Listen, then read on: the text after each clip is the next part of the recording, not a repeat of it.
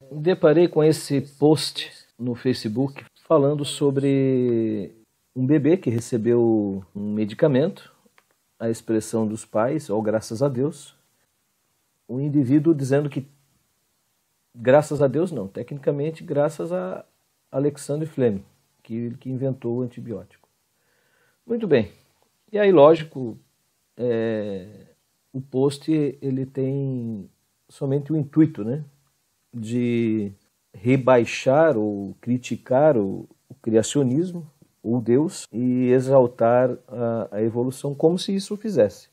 Antes de responder aí alguns questionamentos no post, eu achei por bem gravar o vídeo, pois é mais fácil ilustrar e responder. Antes de começar, vamos fazer uma abordagem aí sobre evolução, sobre evolucionismo e criacionismo. Nenhum dos dois é científico, né? Isso é fato. Tanto a evolução, né, muitos aí afirmaram aí nas postagens, né, dizendo que a evolução é científica. Não, a evolução não é científica. Motivos aí pelo qual ela não pode ser considerada científica, não pode ser considerada ciência. Né?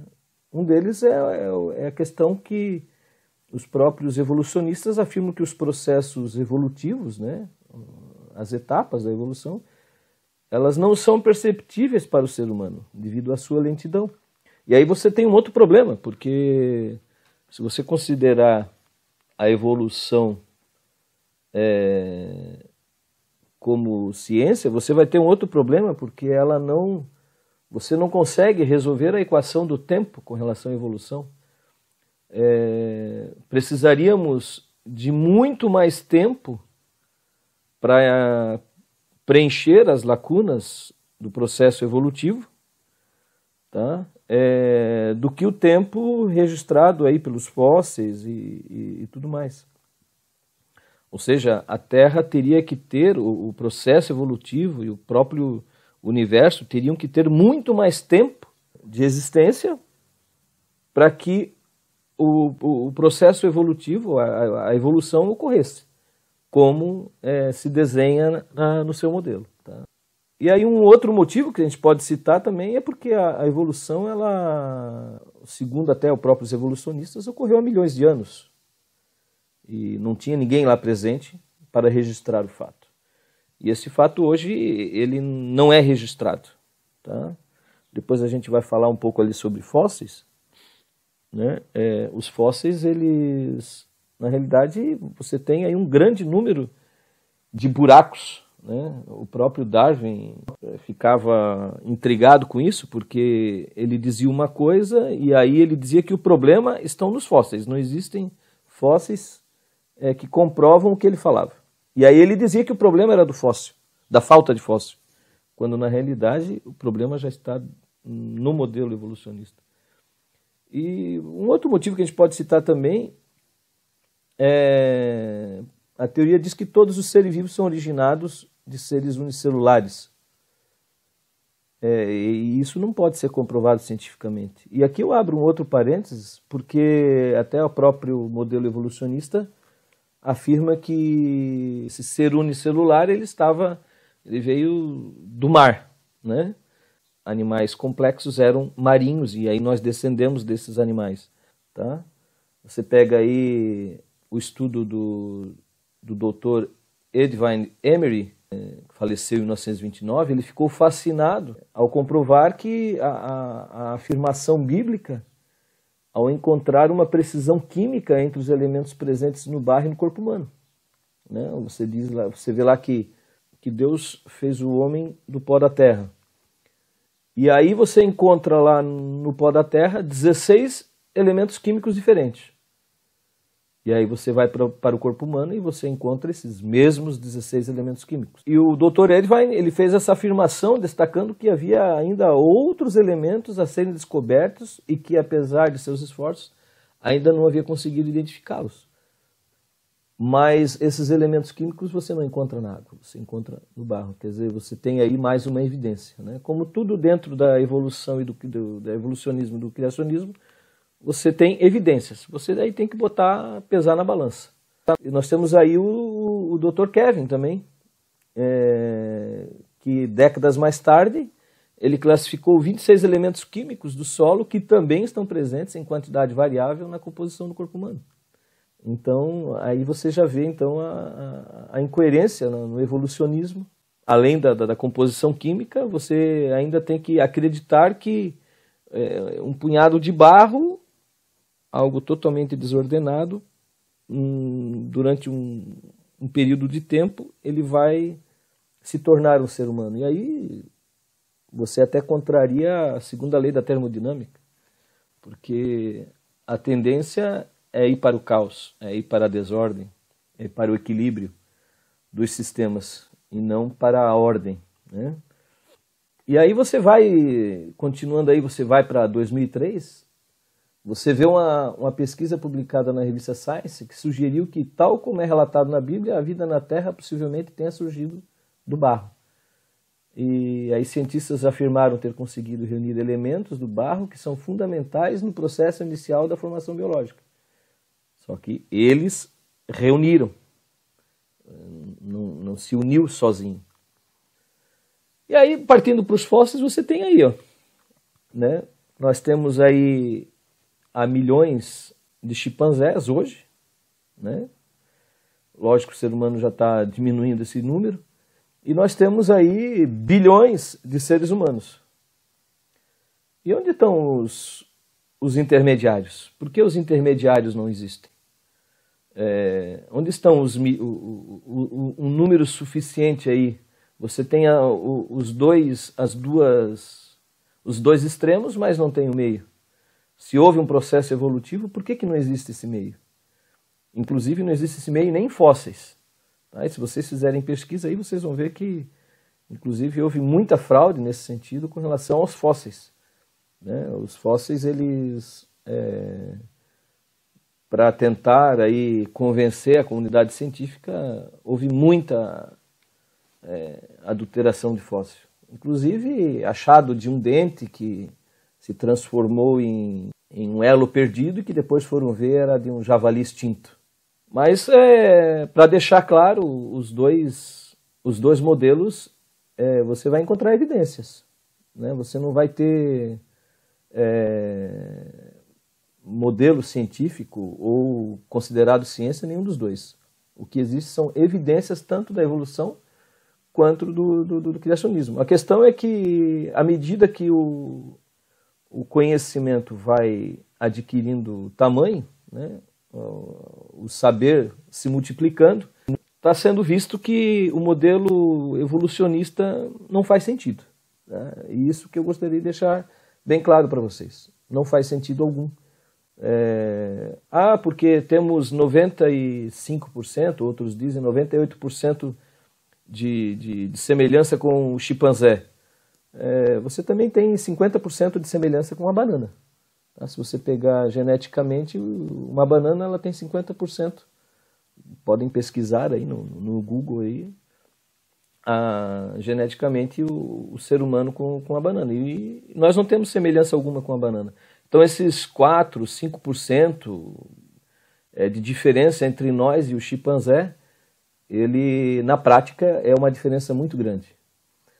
E um outro detalhe também que vocês têm que analisar à luz do modelo científico com relação à evolução é a própria lei da termodinâmica, a segunda lei da termodinâmica. A tendência é ir para o caos, é ir para a desordem, né? Então, dois sistemas eles tendem a se equilibrar. Não existe na natureza nenhum fenômeno ganha-se informação. Não existe isso. Ou você altera ou você perde informação. E nessas duas situações, quando você perde ou quando você altera, não há ganho de característica ou ganho na formação. Pelo contrário, você tem deformação. Eu poderia citar vários exemplos aqui, mas as síndromes que nós temos no corpo humano, elas são ou por duplicidade ou por perda de informação. Então, sempre quando há alteração, quer seja no código genético ou em algum processo, você vai ter uma deformação. Não existe uma evolução com perda de informação. Assim como também não existe acréscimo de informação. O acréscimo de informação iria requerer uma quantidade de energia que não estaria disponível para o sistema. Então pesquisem sobre isso, tá? Que vocês vão ver que isso não faz sentido. Então o chimpanzé, esses 4% que ele teria que ter, aí 5%, enfim, dependendo da tua biografia, essa porcentagem que ele teria que ter a mais, esse acréscimo de informação, ele contraria todo o modelo científico, tá? Não tem como. Tá? E aí, fora a questão dos fósseis, tá? Mas vamos aí à primeira observação que nós tivemos, a do Guilherme. Aqui está o meu comentário com relação ao post, né? Ele inventou o antibiótico do nada ou descobriu a existência de componentes que fazem o antibiótico? Na realidade, o antibiótico já estava na natureza. Nós temos aí antibióticos naturais. E aí é um outro detalhe, né? Que aí mais lá para frente também a gente vai entrar nessa questão da complexidade irredutível, né? Você tem vários sistemas que funcionam um dependendo do outro. O que foi feito foi juntado as peças ali, fez esses componentes do nada, não. Ele pegou materiais para fazer, ele estudou para isso. Então aí eu te pergunto, a inteligência veio do acaso? Né? Veio num processo evolutivo? Então eu não digo informação da inteligência em si, mas eu digo a evolução da própria inteligência. Né? Se você considerar lá que os primeiros animais, eles, segundo a teoria da evolução, eles não tinham a capacidade de raciocínio, houve uma evolução. Para isso teria que ter acréscimo de informação. Tá?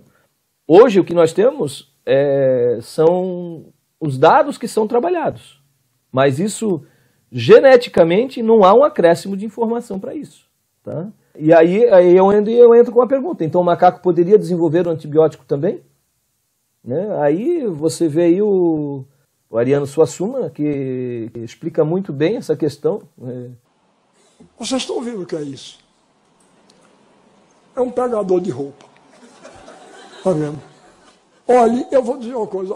A gente não sabe o nome do homem que inventou isso, mas ele é um gênio. Eu nunca vi repare, 2 pedacinhos de madeira, um ferrinho dobrado aqui de uma maneira engenhosa, danada. Ele fica fechado. Quando a gente aperta, ele abre. A gente solta, ele fecha.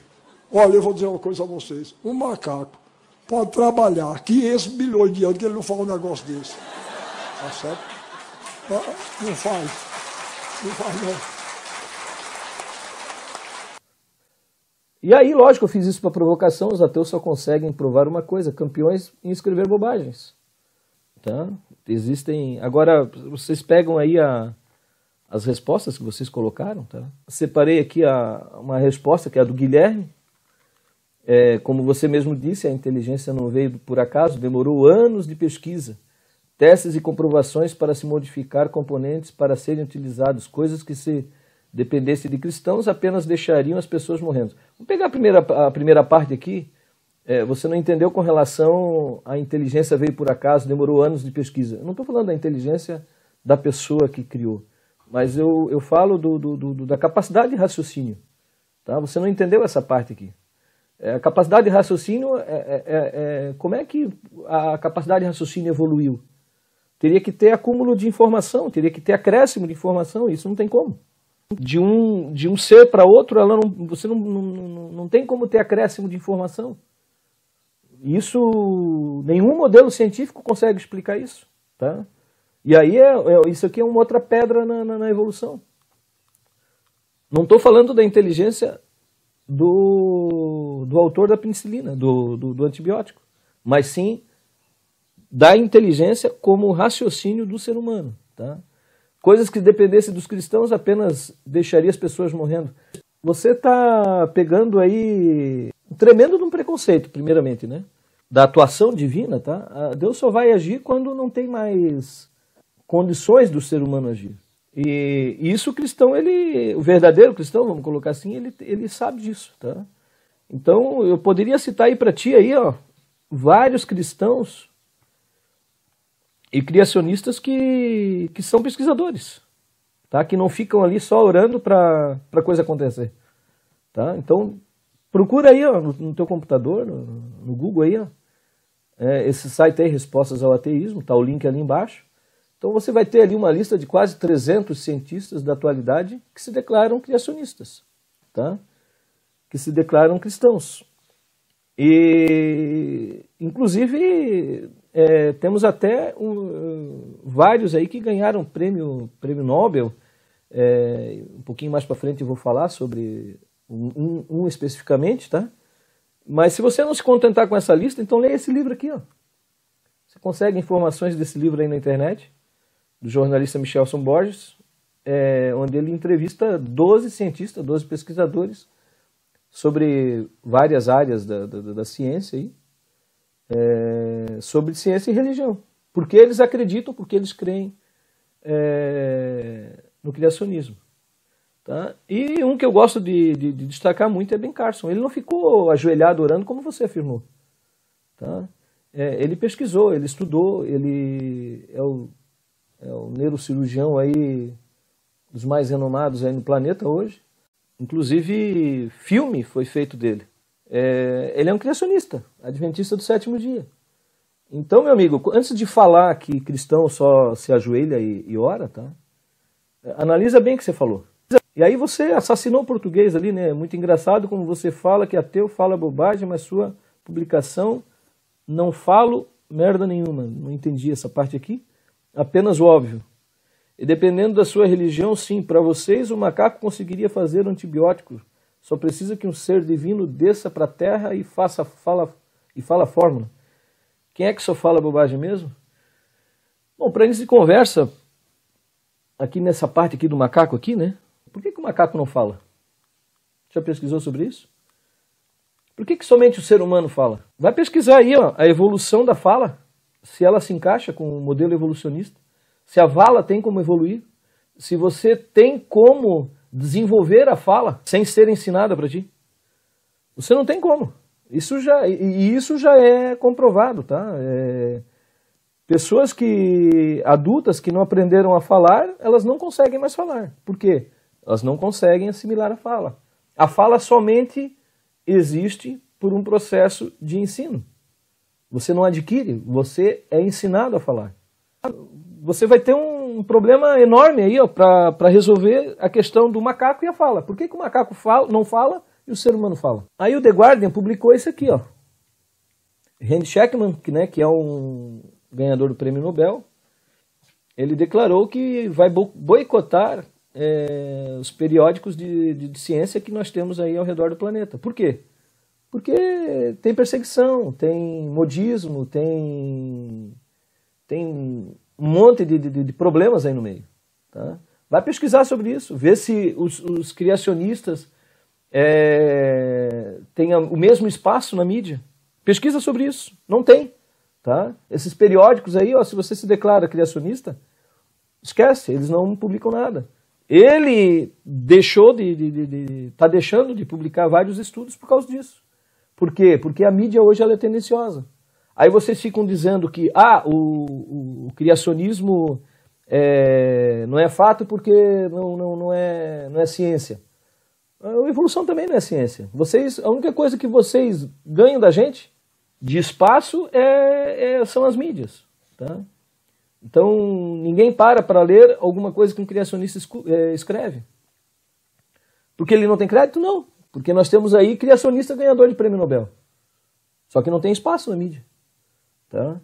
Agora pega um cara vai falando lá sobre o macaco, e aí detalhe, né? Depois descobre-se um monte de problema na pesquisa do cara, mas ninguém vai expor o problema da pesquisa. Quando ele publicou a pesquisa, fazem o maior alarde. Aí depois dizem que é falsa a pesquisa, descobrem erros nos métodos, e aí até comprovação de fraude, como já aconteceu aí com o dente aí do elo perdido. Só que aí para contestar isso, você não escuta na mídia que aquilo foi fraude. Deixam o barco correr. Há muita tendência aí com relação a isso. Tá? Então, Guilherme, estude mais, cara. Assim, ó, depois que eu falo que vocês falam bobagem é porque a gente... Vocês acham que queremos ser superiores. Não. Tanto a evolução quanto a criação carece de modelo científico. Tá? O que nós temos aí são evidências. Se a gente parasse aí para conversar, se vocês pesquisassem sobre as evidências do criacionismo, tá? Com certeza vocês iriam se surpreender com a quantidade de informações na área. Mas lógico, o entender de vocês segue o mesmo caminho do querer de vocês. De modo que vocês entendem aquilo como vocês querem.